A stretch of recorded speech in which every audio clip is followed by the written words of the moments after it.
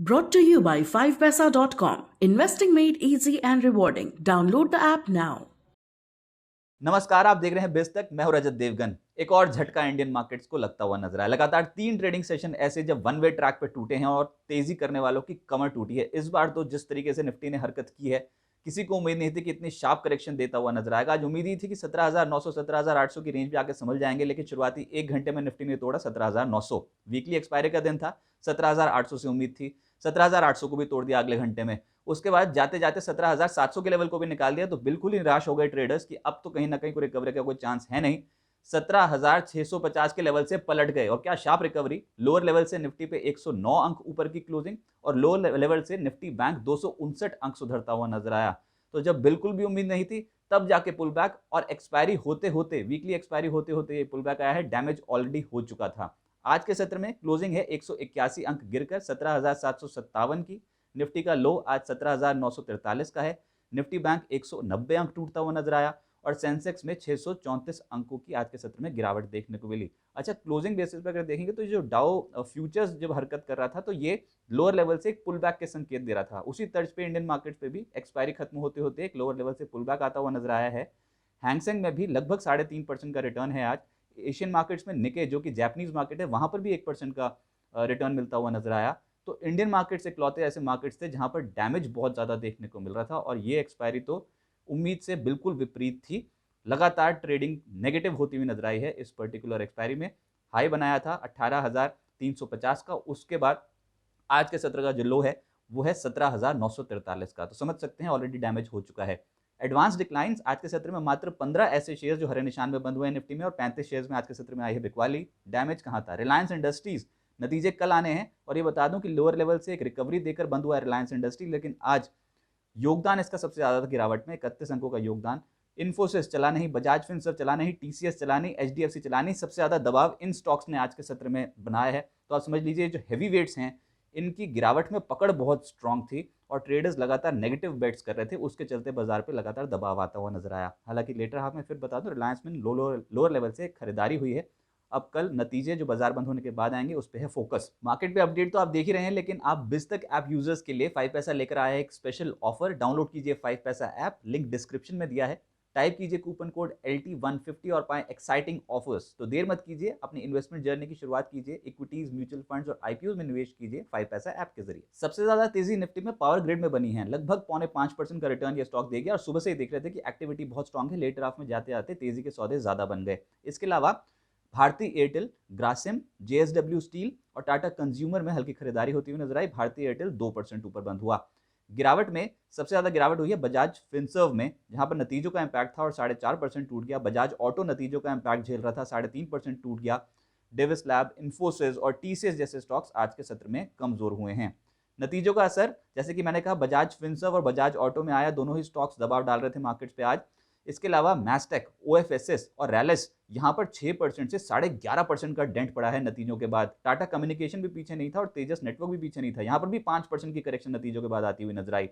ICICI general insurance, LNT infotech, यहाँ पर भी कमजोरी थी। लेकिन जो चढ़े नतीजों का इंपैक्ट जहां पर देखने को मिला, वो था सिंजीन और एशियन पेंट्स। हल्की खरीदारी होती हुई नजर आई। सिंजीन हालांकि जैसे ही बाजार खुला था वैसे ताबड़तोड़ तेजी में था, लेकिन सरेंडर कर गया ऊपरी स्तरों पर अपने गेंस को, और अल्टीमेटली 2% के आसपास बढ़त के साथ बंद हुआ। सबसे तेज जो आज सेक्टर हुए उसमें सीपीएससी और पीएससी यानी कि सरकारी कंपनियां तेज हुई हैं, जिसको लीड कर रहा था पावर ग्रिड, लगभग 4.5% का रिटर्न। इसके अलावा बीईएल में 2% का उछाल था। नाल्को, एनएमडीसी, स्टील अथॉरिटी और कोल इंडिया जैसे स्टॉक्स, हल्की खरीदारी यहां पर देखने को मिली। मेटल्स में हिंद कॉपर 3.5% ऊपर, जेएसपीएल, वेल्सपन कॉप, नाल्को और जेएसडब्ल्यू स्टील में हल्की खरीदारी होती हुई नजर आई। लेकिन जो सेक्टर पिछले कुछ हफ्तों से ही बहुत फोकस में, वो है शुगर। बजट से पहले बहुत अच्छी खरीदारी इस सेक्टर ने दिखाई है। आज के सत्र में नंबर आया आंध्रा शुगर का, 15% से ज्यादा का उछाल। केएम शुगर 7.5% ऊपर। Ugar sugar, Rana sugar, Mawana sugar जैसी कंपनियां जो थी, इनमें रिटर्न्स आज के सत्र में अच्छे दिखाई दे रहे थे। लेकिन गिरावट पिछले 2 ट्रेडिंग सेशन से जो दबाव डाल रहा है मार्केट पे, वो है आईटी, और इसमें भी इन्फोसिस और टीसीएस ने ऊपरी स्तरों पर थोड़ी प्रॉफिट बुकिंग दिखाई है। आज के सत्र में भी आईटी लगभग 1.5% के आसपास इंडेक्स टूटा। कल 2% इंडेक्स टूटा था। लेकिन आप एम्फोसिस देखिए, यहाँ पर 2% से ज्यादा की गिरावट थी। इन्फोसिस, टीसीएस 2% की गिरावट झेल रहे थे। एलएनटी, इन्फोटेक और कोफोर्ज जैसी कंपनियां आज के सत्र में हुई हैं कमजोर। फार्मा का तो हाल बुरा है। इस हफ्ते लगातार बिकवाली के ही सौदे नजर आ रहे हैं इस पर्टिकुलर सेक्टर में। और बजट से पहले सबसे ज्यादा पिटाई फार्मा कंपनियों की हो रही है। Divi's labs, Lupin, Laurus labs का नंबर आया, गिरावट में सबसे आगे ये थे, 2% से 3% की गिरावट। Sun pharma, doctor Reddy's, Abbott India, Aurobindo pharma की भी हालत थी खराब। एफएमसीजी में गोदरेज कंज्यूमर, इमामी और एचयूएल जैसी कंपनियां सबसे ज्यादा दबाव झेल रही थी, लगभग 2% से 3.5% का डेंट। डाबर, मैकडॉल और मैरिको जैसी कंपनियों में आज के सत्र में थी मुनाफा वसूली। ऑयल एंड गैस में आज ओएनजीसी कल अच्छी तेजी में था, लेकिन आज 2% सरेंडर कर गया। एमआरपीएल, रिलायंस इंडस्ट्रीज, जीएसपीएल और कैस्ट्रॉल जैसी जो कंपनियां हैं, यहां पर तेजी बनती हुई नजर आई। गेनर्स में एफएनओ में सबसे अच्छा बजिंग एक्शन जहां पर देखने को मिल रहा था वो था चोला फाइनेंस। हैरान कर दिया स्टॉक ने गिरती मार्केट में, आज 6% ऊपर गिरते बाजार में चोला फाइनेंस जो है वो तेज होता हुआ नजर आया है। पावर ग्रिड, हिंद कॉपर, दीपक नाइट्राइट और अपोलो हॉस्पिटल जैसी जो कंपनियां हैं ये वायदा कारोबार में आज एक्टिव थी, तेजी के सौदे यहां पर देखने को मिले। लेकिन मिड कैप गेनर्स की सूची में आप पाएंगे जस्ट डायल को, क्या कमाल का एक्शन था, लगभग 14% का उछाल गिरते बाजार में। केशोराम इंडस्ट्रीज एक्टिव हो गया, 11% चढ़ गया। जेपी पावर में 10%, 9.5% का उछाल था। HIL लगभग 9% ऊपर। ग्रीव्स कॉटन, बजट से पहले फैंसी स्टॉक तो है ही ये, और यहाँ पर भी 8.5% का रिटर्न था। कोल्टे पाटिल, लाओपाला, कॉस्मो फिल्म्स जैसी जो कंपनियां हैं ये लगभग 7%, 7.5% रिटर्न दे रही थी। और टाटा एलेक्सी लगातार दूसरा ट्रेडिंग सेशन कमाल का गया है स्टॉक के लिए, आज भी 6.5% ऊपर। टाइम टेक्नो, प्रिकोल, GMDC, HSIL और TV18 ब्रॉडकास्ट 6% से ज्यादा रिटर्न इन तमाम स्टॉक्स में। मिड कैप लूजर्स में आज एक स्टॉक प्रोमिनेंट था, वो था हाइकल। इस स्टॉक में लगभग 13% की करेक्शन आज के सत्र में देखने को मिली है। पिछले कुछ महीनों से बहुत एक्टिविटी तेज थी स्टॉक में, लेकिन अब सरेंडर कर रहा है हायर लेवल्स पे और आज भी 13% के आसपास टूटा है। मैस्टेक, नतीजों का इम्पैक्ट 11.5% ये नीचे। स्टरलाइट टेक 11% टूटा। पीटीसी में लगभग 11% की करेक्शन थी। और OFSS भी नतीजों के बाद 7.5% टूटता हुआ नजर आया। रैलिस में नतीजों का ही इंपैक्ट था, 6% ये नीचे। उज्जीवन, अरविंद जैसी कंपनियां आज के सत्र में टूटी हैं। 52 हफ्ते का उच्चतम स्तर कई कंपनियों ने छुआ आज गिरते बाजार में, जिसमें प्रोमिनेंट है एबीबी इंडिया, बजट से पहले एक्टिविटी तेज है और एक साल की ऊंचाई पे है, 2% की तेजी आज भी बनी। अदानी ग्रीन 1.5% ऊपर बंद हुआ। बलरामपुर चीनी और BDL जैसी जो कंपनियां हैं ये 52 हफ्ते का उच्चतम स्तर छू रही हैं। BDL यानी कि भारत डायनेमिक्स आज के सत्र में 6% उछला। HSIL, Jindal stainless, Minda corp, Raymond जैसी कंपनियां एक साल की ऊंचाई पे है। और टाटा एलेक्सी और वर्धमान टेक्सटाइल यहाँ पर भी आज के सत्र में रिटर्न शार्प थे और एक साल की ऊंचाई ये तमाम स्टॉक्स छू गए। अब आगे क्या होगा, देखिए ऑलरेडी बहुत ज्यादा पिटाई इस हफ्ते में हो गई और उम्मीद से ज्यादा पिटाई इंडियन मार्केट्स में देखने को मिली है। किसी को उम्मीद नहीं थी कि बजट से पहले इतनी शार्प करेक्शन आएगी। अब शार्प करेक्शन आई है तो हो सकता है शार्प बाउंस भी देखने को मिले।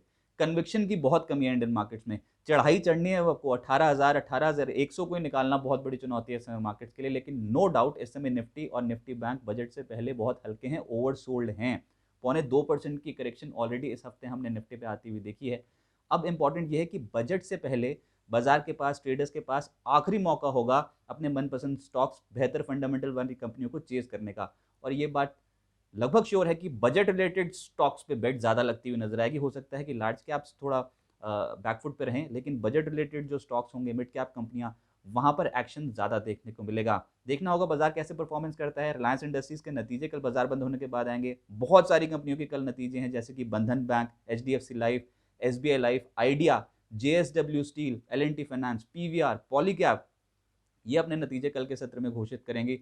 और क्या रिलायंस इंडस्ट्री सरप्राइज करता है कि नहीं, ये तो बड़ा सवाल है ही। लेकिन हाँ, बहुत ज़्यादा ओवरसोल्ड हो चुकी हैं और जाते जाते आज निचले स्तरों से कुछ पलटने के संकेत इंडियन मार्केट ने दिखा दिए। फिर भी सपोर्ट और रेजिस्टेंस लेवल को नोट कर लीजिए, इसको रिस्पेक्ट देना जरूरी है। अल्टीमेटली 18,000, 18,100 तो एक स्टिफ रेजिस्टेंस इंडियन मार्केट के लिए कामकाज करेगा ही। लेकिन फिलहाल के हिसाब से रेजिस्टेंस बैठेगी 17,855 इमीडिएट रेजिस्टेंस, 17,922 ये दूसरा पड़ाव होगा जहां पर हो सकता है कि बाजार थकावट महसूस करे। सपोर्ट के तौर पे 17,655 और 17,590 ये इंपॉर्टेंट सपोर्ट लेवल होंगे। मैं फिर कह रहा हूँ, ये जो हफ्ता होगा ये बहुत क्रूशल होगा, क्योंकि ये बजट से पहले आखिरी एक्सपायरी, वीकली एक्सपायरी होगी जो ट्रेडर्स देखेंगे।